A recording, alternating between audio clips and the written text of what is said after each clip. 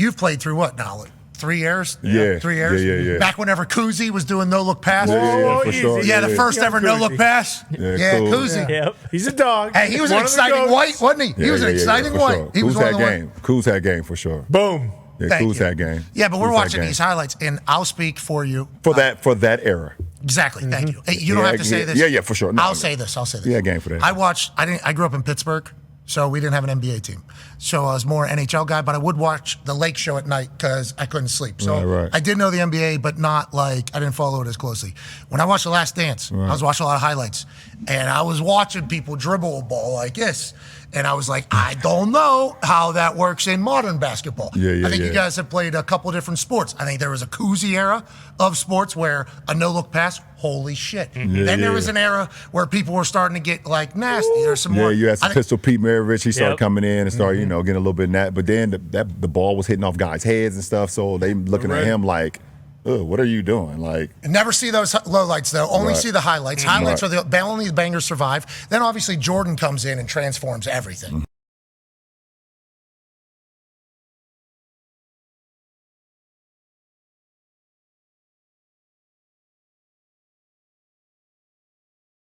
That takes place with you guys, this modern era. Yeah. Do you feel that? How do you address that? No. I definitely feel it. And I think, we just have to recognize that evolution is just a part of life, man. Like, shit, you look at the Hummer from the 1970s to the Hummer of today. It's like, you're going to be like, okay, you might be nostalgic about it. You loved it in the 70s, but do you really want to drive that every day right now in 2025? You're going to get out the car and your goddamn neck and your back is going to be hurting so bad.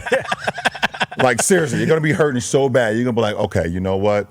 This might be just a Sunday chill car. Like, I drive it up the street, get some ice cream, come back home, but I can't. Refill it because it gets 2 miles. Yeah, exactly. I got to just start it up, let it just crank the gas for about 2 hours just to make sure it's still running. But we have to understand that there's players and eras and things of that nature. Like, we get it, but you watch some of the NFL games as well from the 70s and the 80s, and you got Jack Lambert and those guys coming through completely decapitating people.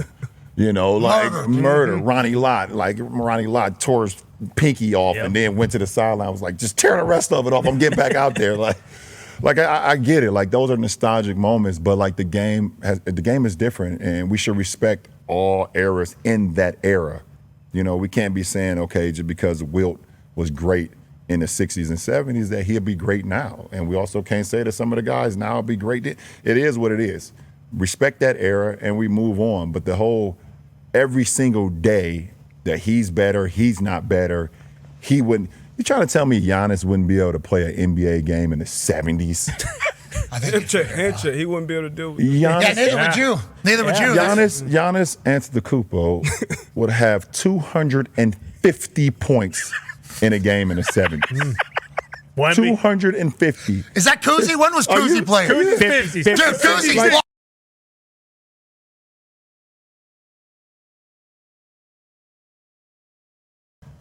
Kyrie Irving.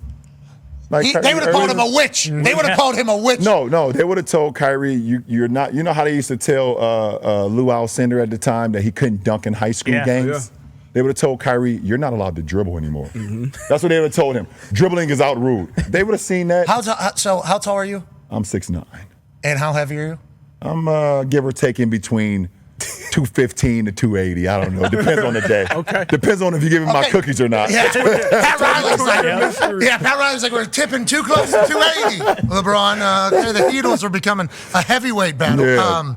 So 6'9". Yeah. Let's say you're you look very thin right now. Yeah. I feel good. So 215, 6'9", 220. Could easily get to 260 though. I think that would play in a lot of different eras. Yeah, come on. I could play. Just like I would be able to play in any era. It's funny you hear some of them older guys like LeBron James couldn't play in this era. Never been fouled by Bill Laimbeer before. Yeah. I think I seen Dennis Rodman say that one time. He was like, LeBron James, not skilled enough. Yeah, not big enough. He's not, doesn't weigh enough. He's not strong enough. Can't handle it. I'm like, okay. Okay, let's talk about you flopping all over the place. Yeah. That's why people get mad. Yeah, I know. Yeah, I know. Now, why do you do that? Patrick Mahomes does the same thing. He's the greatest of all time for us. In a conversation of the greatest of all time, the rules indicate that if you're to hit him, he gets 15. No doubt. Is that the same thing for you? I wish, because I am like literally over like the last 5-6 years, why everybody's been claiming I flop all the time. I'm like in the bottom half of free throw attempts per game. Oh, they won't give you the whistle. You don't get the whistles. You don't get the superstar treatment? You know the funny thing is, I have a lot of teammates that be like, they come to the Lakers and they be like, man, when I used to play against you, I just think you got every goddamn call, and I hated it. And now that I'm your teammate, it's like, oh my goodness, you don't get any calls. I'm like, hey, don't worry about it. Just keep playing. No, just wait till you see me in the third quarter. I got a good flop going. I practiced on this one last night because there's a video from the Last Dance where I think the ref says to Michael Jordan, he goes, I didn't see it, Michael. I am so sorry. I would never do it to you. And walks away. Yeah, I believe you, Michael. Yeah, that's the clip. And I saw that. And Michael's like, oh, God damn it. Yeah, I saw that. Oh, we. Okay, so you and Michael at a good spot. Who, me and Michael? Jordan? Yeah, we're in a good spot. We don't talk. Why not, you think?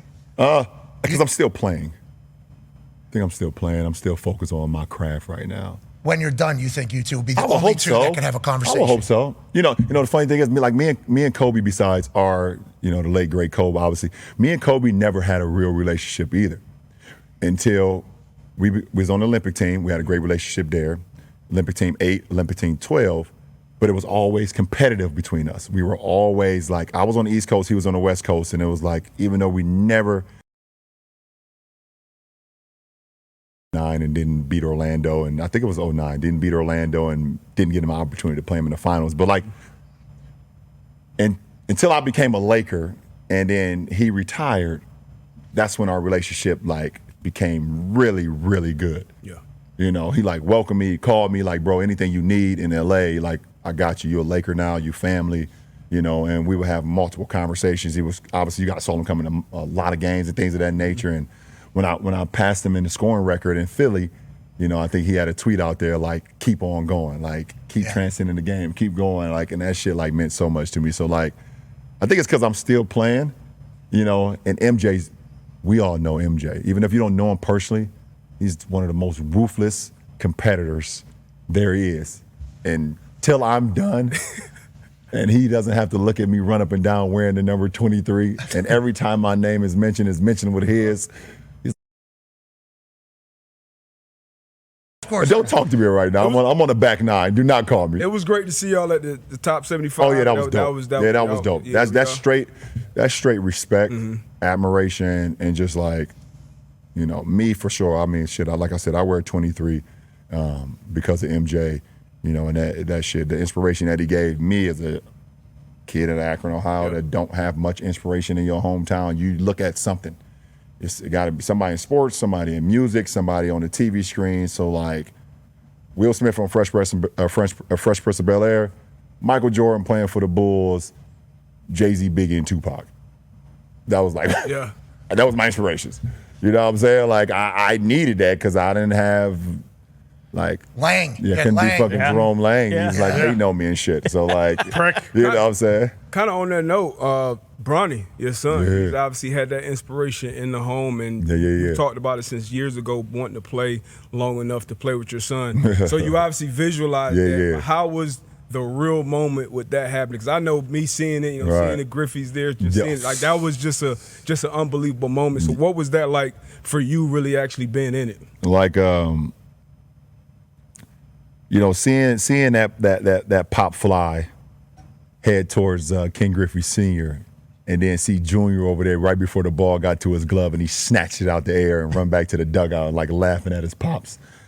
Like, that was a cool ass moment. And for that moment, that game, that home opener versus Minnesota, and then just over there and see Griffey Jr., man, the kid, and seeing his pops over there and us getting that picture at half court and then us going out on the floor and having that moment.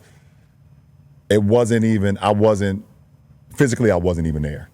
I wasn't even there. You're floating. I'm floating. And I can right there. I can only imagine where Bronny was. I don't know. We haven't even talked about it yet. At some point we will, but I wasn't even there.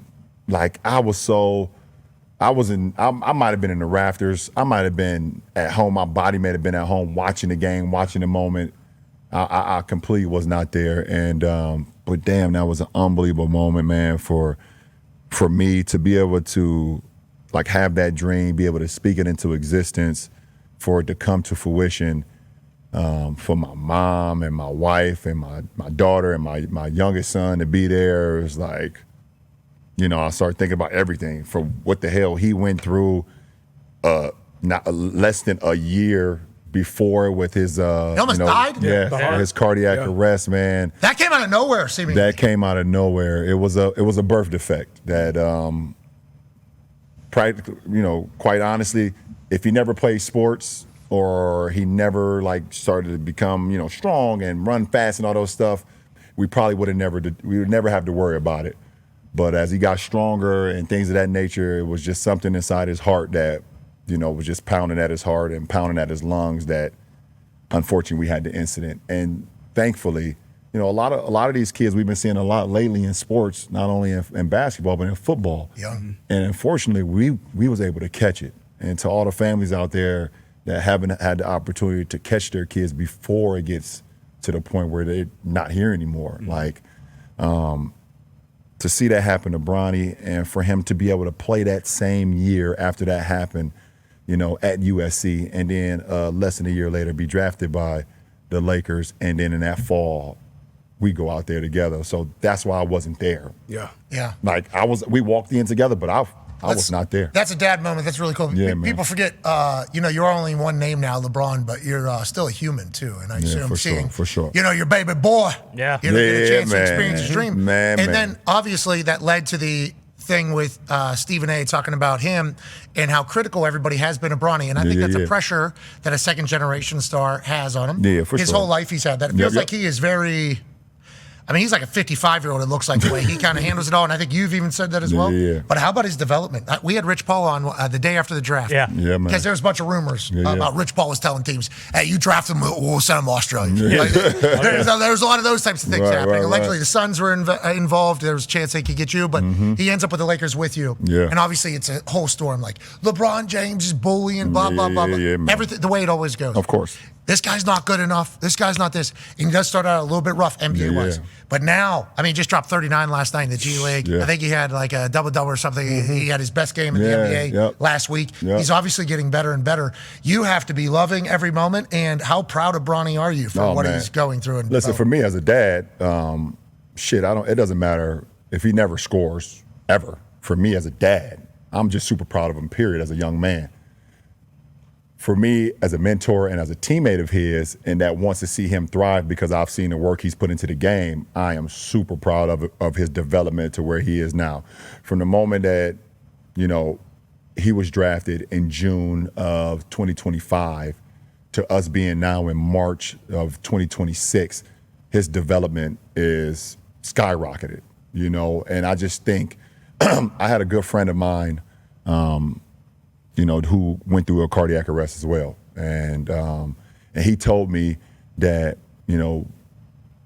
it took him, and he played basketball as well. And back then when it happened to him in the early 2000s, they wasn't with going back to performing. It was like, if it happened, it's over with. Well, let's not roll the dice. Yeah, we're not rolling the dice. There was not enough data on it. It's like, you have a cardiac arrest, it is over. We don't want this on our resume. They was not going back to perform the play. And he told me, he was like, man, I'm going to be honest, it took me about 2.5 years to finally get back to just normalcy. Like my body, my mind, and he said when it happened to me, I was 23 years old. Bronny was 19 years old, and he's like, it's gonna take a little time, and I reason with that, but also he's doing things right now less than 2 years. Yeah. And it's because of his determination and his will to want to get better and his will to I don't really care what y'all saying. I hear it. He did an article the other day. He was like, yeah, I hear the noise. I use that as motivation, but I also know what I'm capable of. And, I've always told my kids, like all of them, they all play sports. 2 basketball players, my youngest son going to Arizona. on a full ride. My daughter's What is he, 7 foot tall, by the way? That came out of nowhere. Bryce, right? Yeah. He popped up out of nowhere. Because we follow your family on the internet, obviously. We see it all. And it's like Bronny, okay, and then Lil Bryce. Lil Bryce with the glasses. Right, exactly. And then all of a sudden, one video popped up of an Aussie, and Bryce. And Bryce taller than Bronny. Wait a minute. Wait a minute. So he on his way to Arizona. My daughter's, she's playing 12 and under volleyball. She just turned 10. So, and I just tell him, it doesn't matter about the noise. That's going to happen. It's only about, if you love it, go out and practice. If you think you want to, if you fall in love with it, you only can fall in love with the process. Don't worry about the outcome. Fall in love with the process, and that shit will take care of itself. So, super proud of Bronny, man. I know very long-winded when you talk about the kids. I just started thinking about them, but super proud of his game and where he is today. Starting off the G League season with just trying to figure it out, and now, shit, like you said last night, 39, and more than anything, when I talked to him, he was more pissed off at the technical free throw that he missed more than anything. Ooh. He's like, I could have had a 40 burger. He said, I could have had a 40 ball, and I missed that damn technical free throw. So, man, the kid is he's awesome. He's been fun to watch. Yeah. It is, and the story has gotten so loud, and I think that's why, listening to you talk and you say you get long-winded about the kid, it's like, well, that's why everything happened. That happened a couple weeks ago. But, you playing with him, obviously was a dream. You said that years ago. Bryce now, though, I mean, very possible. That is. Oh, don't do that to me. Yeah, oh my goodness. And you said you're 215, nowhere near 280. You're in the best shape. Exactly. The best shape you've been in. That conversation's loud about now, about how many more does LeBron James have. I think fans, I think the league, I bet you Adam Silver is wondering the same exact thing because of what you've done for the league, for how long you've done it.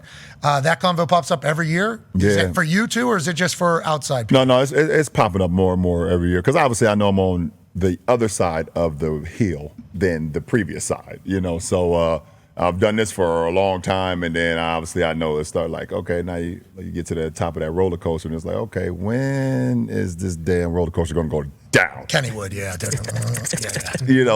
So I understand that. So I don't know, man. It's all about, for real, for me, it's my mind. If I could continue to, I am all about the process.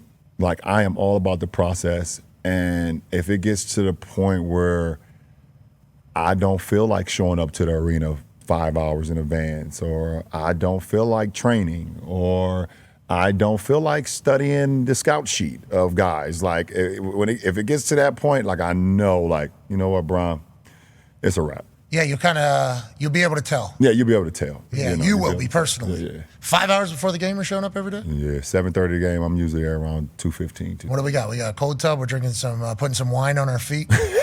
Sure. What are we doing? We're doing a little bit of everything, for sure. I'm some wine, drink a little wine too. Oh, I saw you walk into the game. Remember the big booze bag? Oh, yeah. Yeah, the guy was walking in with the wine to the game. Yeah, I remember that. Mailed it in. LeBron's quit. Showing up drunk. Everything you do is talked about. Yeah, I had one former Laker. I wasn't even playing. It was preseason. I had worked out before the game. I wasn't playing, and a former Laker, I was on the bench, eating fruit. I worked out. I had, I got a shower. Let me get out here to watch the guys, support the guys during the for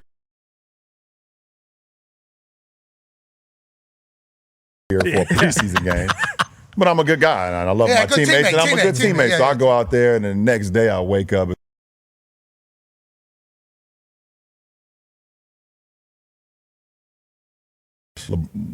That's very selfish, LeBron. Why is he over there eating fruit? What are you doing? He could have did that in the back, or he could have had that at home. I'm like, bro, I'm literally just trying to replenish everything I just lost in my workout in the weight room and in the back that you didn't see, but you worried about me about a damn bowl of fruit. Everything. You're not being committed is the conversation. That is LeBron James. This guy's not committed. Not committed. I had a steak and eggs over there or some shit. I don't know, man. Something to think about. Delicious. That might be next. Give him something to really think about. Yeah, a little protein in there.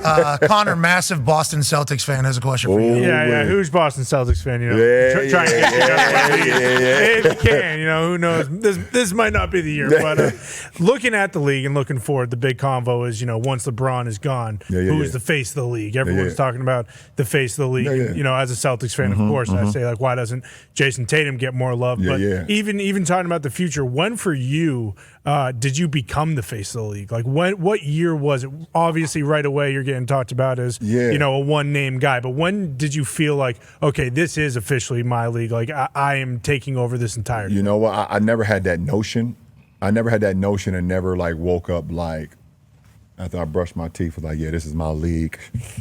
You know, I'm the face of the league. God damn it. Shine these up. I'm going to shine these up. But I did know there was a responsibility put on me to carry the league in a certain fashion. You gotta think that, like, before I entered the league and, like, right after MJ retired, after he came back the second or third time, he came back and he was done with Washington.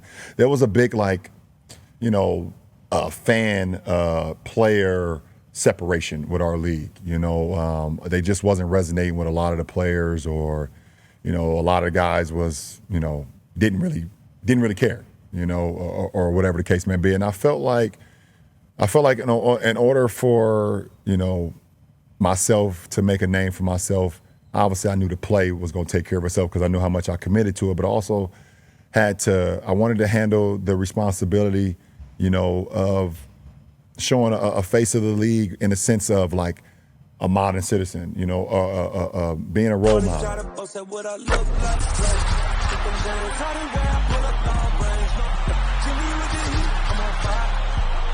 NBA